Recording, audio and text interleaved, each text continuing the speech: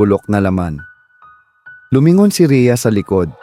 May babaeng naka-uniforming puti, pero wala itong mukha. Nakatayo lang sa likod nila. Napasigaw si Joy at agad na itinapon ang Ouija board. Tumakbo silang tatlo palabas ng storage room. Nanginginig, halos mabitawan ang mga ID nila. Kinabukasan, agad silang dumiretso sa supervisor nilang si Ma'am Letty at isinalaysay ang nangyari. Akala nila, makakahanap sila ng kaunting simpatya. Pero biglang tumigas ang mukha ni Ma'am Letty. Sinabihan na kayo ng mga matagal na dito. 'Di ba?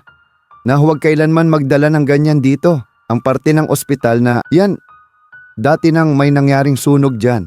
Doon namatay ang isang nurse, si Marcia. Hanggang ngayon, hindi pa rin siya matahimik.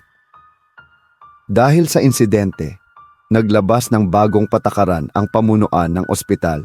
Mahigpit na ipinagbabawal ang pagdadala ng anumang espiritual na kagamitan, tulad ng Ouija board sa loob ng ospital.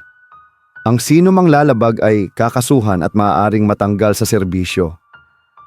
Simula noon, tahimik na lang sina Joy, Rhea at Marco.